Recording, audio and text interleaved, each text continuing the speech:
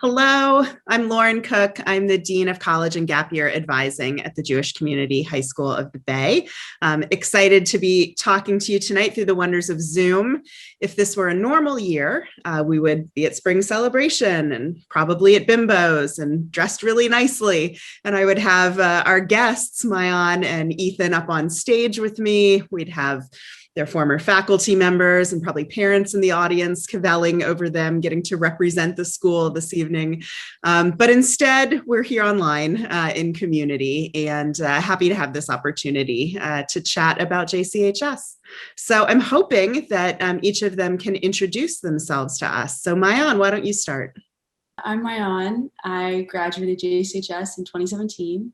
I went straight to UCLA, go Bruins, where I am now, and I am a senior. I'm about to graduate in a couple months. My major is human biology and society. And Ethan. Hello, everyone. Hi, my name's Ethan. I graduated from JCHS in 2017. Right now, I'm a student at Harvard University studying mechanical engineering, go Crimson. And I'm taking the year off from school, and I'm working for the electric truck company, Rivian. I'm on the Amazon delivery van. So when you should see later this year, the new electric vehicle roaming the streets, I designed the front floor on that, and I'm working as a manufacturing engineer. Excellent. Thank you. And I love that you're both doing STEM kind of work. I'm wondering if you could say a little bit more about preparation in terms of, when you left JCHS, the classes that you took, if you felt ready for the rigors of UCLA, or if, Harvard was a breeze after having Dr. Burrell, perhaps. So say more about that. I remember my first week I was in Intro to Biology, all the UCLA kids, right? Like these super smart kids. And I'm sitting in like the middle, like this packed auditorium and like trying to like see the board. And we do this thing called clicker questions. It's how the teacher takes attendance in college. Everybody has a clicker. They put up a question on the board, like what is the answer, A, B, C, D, E, and you click what you think the answer is. And we were learning about cells, and she puts this question on the board, like what can pass through a cell, what type of molecule. And I knew the answer because I remember that Dr. Burrell had drilled it into us for my junior year, like in bio, like I just knew the answer. And I was the only person in the 300-person class that got the answer right. And the professor was like, who answered this question correctly? And she comes over with a microphone, and I'm sitting there and she's like, can you explain like how you got this answer? Okay. And so I explained why like this little ion, even though it's like really small, can't pass through the membrane because it has this charge on it. And all of that was not because I did the reading the night before, even though that is totally what I told my professor. Because, but that was my big famous moment in college. And I came back and told Dr. Burrell that. And what about you, Ethan? Did you feel sort of prepared as you went in freshman year? But I think what JCHS did a really, really good job of was how to approach problems. And in high school, you're kind of very taught fundamentally, this is a problem. You don't know the answer, but we're going to give you the foundations of asking the right questions, going to the right people, and kind of the process of how to get the right answer. And that stayed constant, even though the people that you went to were not familiar and were totally different, and you likely only had one or two experiences with them. The confidence and ability to approach those people was something that was drained into you from day one. So whether you're in a classroom and you're speaking to 1,000 people, although I never had the microphone given to me, I was definitely the one that raised my hand and asked the question if something didn't make sense to me. And I feel that a lot of people, your peers around you, even at schools like UCLA and at Harvard, they're scared to ask the questions because you're worried about being embarrassed by your peers. You're worried about not asking the right thing or sounding dumb. And I think that JCHS did a phenomenal job of saying that, yes, your question's totally valid. It's good to ask that. And you're going to become smarter. And likely a lot of your friends are asking the exact same questions in their head, and they don't have the courage to do it. So you should be the one to ask for them. And I can go through almost every single class, not just STEM, but also all of the Talmud and Hebrew classes and Tanakh classes, freshman and sophomore that I took with Ma'ayan. Those same traits have been so ingrained. Excellent. Excellent. That's really, really good to hear. Now, I know you both are also pretty avid athletes, or at least you certainly were during your time at JCHS. So I'm wondering if you could tell us a little bit about your involvement both in high school and then if that's then kind of translated to your life in college. For me, athletics have always been something that's been so true to who I am. It's a way to express myself. It's a way to challenge myself. It's a way to kind of have a deep dialogue, in the peak of competition when you want to give up and your body wants to give up, your team's around you, and kind of having that dialogue, you really learn yourself through that process.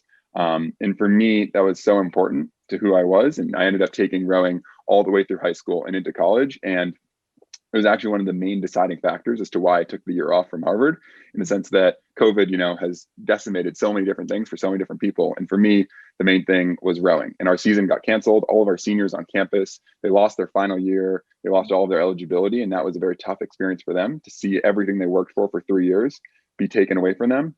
And that's why I'm deciding to go back a year later to get that full leadership experience, kind of leading the team through. Ma'ayan, could you tell us a little bit about your athletic experience, maybe both at JCHS and if you've continued on with anything at UCLA? Well, I'm not a Division I athlete like Ethan. However, you definitely did inspire me in high school. I was on the swim team at JCHS 3 years. I was the captain of the swim team. And Ethan did have a few stunts on our team while we were in high school, which was very fun. I also did cross country for a season, found out I wasn't that good at running, but those experiences together made me do the UCLA triathlon team for 4 years. I got to be on that, and that was the greatest experience because I was surrounded by people that were way better athletes than me. I could keep up in the swimming, but then the run, I was just like miles, but I was just like, guys. But they were also in all of my classes, and it just felt like I got this opportunity to be with peers that all day, that challenged me, that pushed me. And the fact that I wasn't afraid at JCHS to try swimming, to try running, to try all these things meant that I wasn't afraid when I got to college to be with people that, had been that were much better than me at these things. So it was like Ethan was saying, you've practiced asking for help and you've practiced feeling comfortable in spaces that maybe you're not the best, maybe you're the worst, but you know that that's actually a strength to put yourself in those situations. Ethan, could you tell us a little bit more about your gap year and the work that you're doing, who you're working with and whatnot?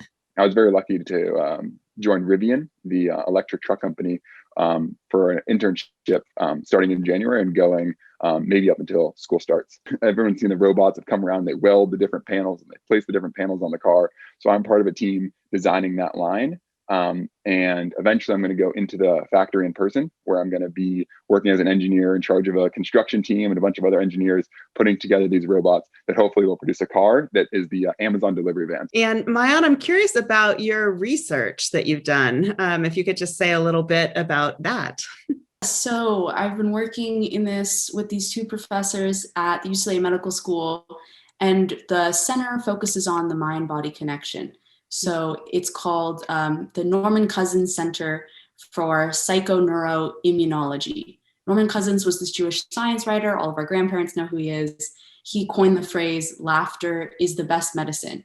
So it is like hardcore science, through the medical school, but it is taking a holistic approach to where do diseases come from? How do they manifest? So psycho, like psychology, neurology, your brain, immunology. How does behavior and thoughts turn to stimulus in your brain, turn to immunological outcome. So we do a lot of cancer research.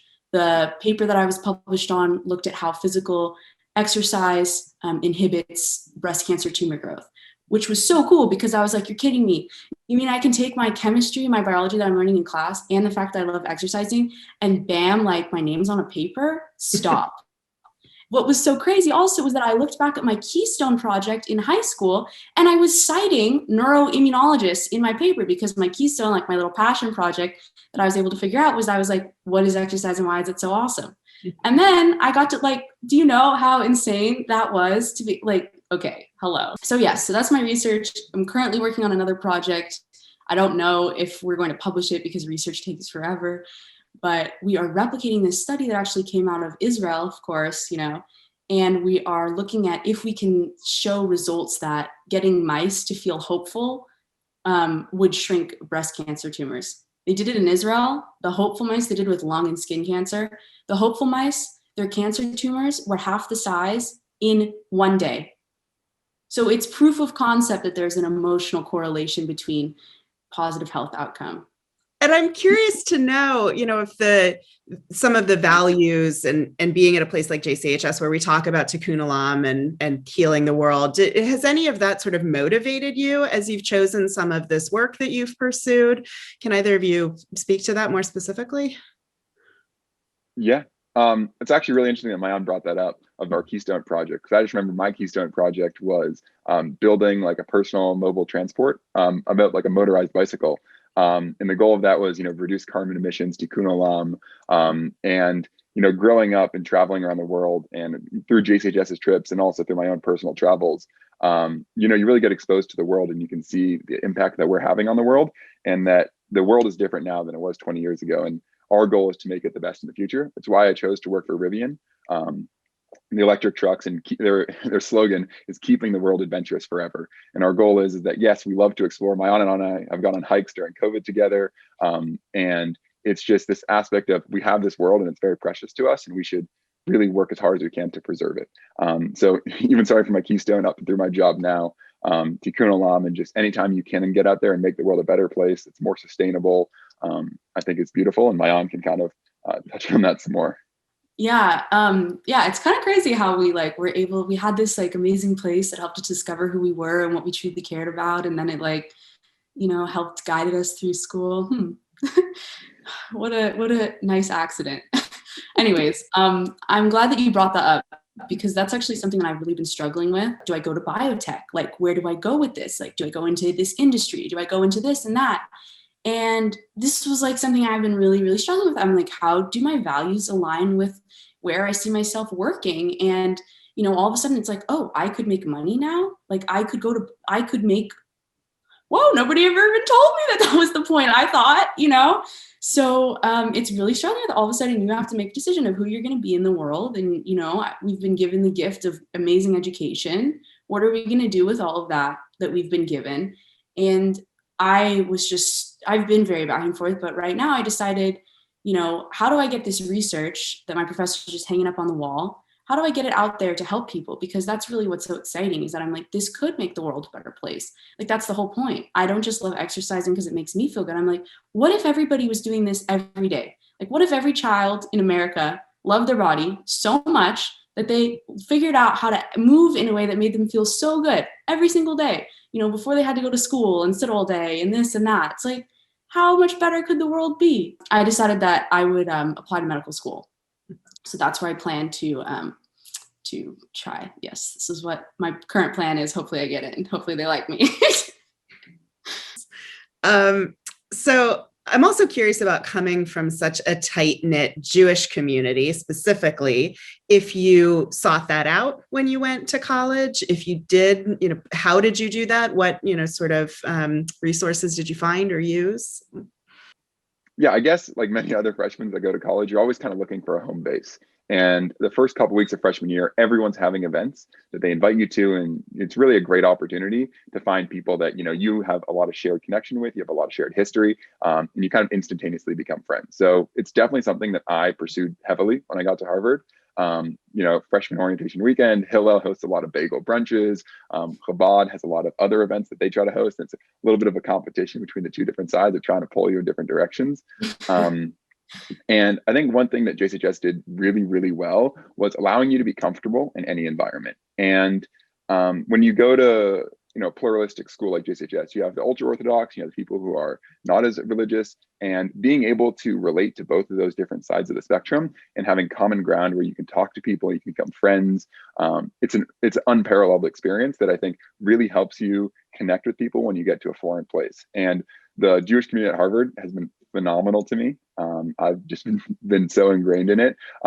So much so that every Friday after practice, I'll quickly run over to Chabad and get Friday night dinner. And it's something that I love to just partake in. It doesn't matter when you show up, you're always the rabbi's best friend.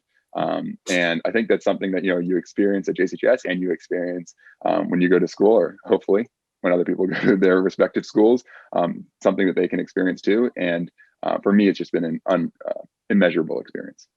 Yeah, I love how you said that, Ethan. It's just, yeah, it's so true. Day one, I'm at Hillel. I'm at all the tables. I'm like, I know who I am. I know that these are my people. A little plug for UCLA. We were rated best Hillel on the West Coast. So we have just great Hillel programming there. There's so many Jewish students on campus. Definitely found my small community from day one, like knew that was going to be important. So much so that it was like on Friday night, my friends and I would be like, where are we going tonight? Like there were like always 4 different Shabbat locations happening, let alone, when you get older and your friends have apartments, they want you to come there. I was like, I don't even know what people that aren't Jewish are doing on Friday night. Like, this is the best. So, yeah. And then I actually lived in a Jewish co-op for 2 years, the Bayit. So that was very fun as well. We got to make our own Shabbats and everything. So yeah, took the Jewish thing, ran with it. It was like, I know who I am. I can be in the Israeli club. I can be at all these.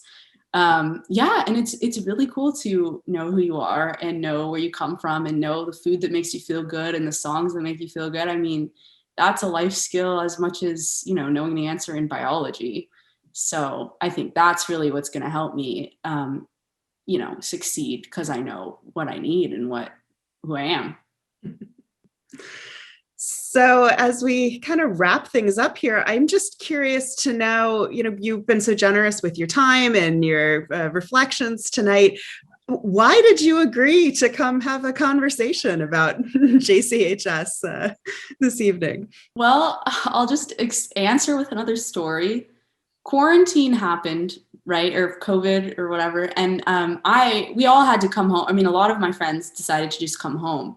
So, I had to leave college. I had to leave Paradise and everything. Just all of a sudden, hard stop.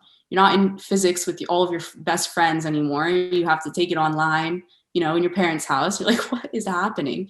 But what I found was I had so many amazing friends that I was so thrilled that I got to reconnect with. I saw Ethan, I saw, so many people in our grade, in different grades. And JCHS gave us community. They taught us how to have like real deep, strong friendships, like know each other, like family. Like, and I'm looking around at some of my friends from college or like other things, and like most people don't get that. Like this was really just a really phenomenal way to grow up. It was like summer camp every day. And now we know how to go out and be like, I want to make this into summer camp. Like, well, so I don't know. I think it was such a gift. Like, how can we not? Ethan and I are so, like, we know each other so well. We still hang out. How long has it been? Like, what, 6 years? And, Yeah. we go to school on different coasts. I mean, just really, we've been given some great stuff. So thank you, JCHS. It's the least that I feel like I can do. I think the main reason, or there's so many different reasons as to why I came on today. But giving back is such an important part of like what JCHS taught me. When I was a student at JCHS, I remember, seniors would come in just casually through the hallways, and they'd walk around, and, you look up to them and you'd think, oh, I'd never be there. That'll never be me. And I guess when you're in that place, and I've come back to JCHS multiple times when I've, been in school and COVID wasn't a thing, and we could walk around and talk to the teachers. And I think that just giving back and like knowing, especially when you are a student, when you are a high school student, kind of looking forward and seeing what different opportunities there are out there, just knowing what the different paths are for me was really helpful, because I could see and look up to people what I wanted to do, and just have an idea or a notion that this is the proper way to go. So I think just, those people gave back to me, and I kind of want to give back again. And again, Ma'ayan mentioned this, but the community as well, of just people knowing that after they graduate, your friends at JCHS will remain your friends. And no matter how many miles you go apart, whenever you guys do come back together, it's going to be like you never missed a step. And the friends that you make are going to be friends for the rest of your life. And really cherish, whenever you do go back to being in person, really cherish those connections and try to make the most of that experience, because it will, as everything, come to an end. And the goal would be to make those connections as strong as you can then, so that when you do go to college and anywhere beyond, you can retain those good connections. Fabulous. Thank you for those reflections.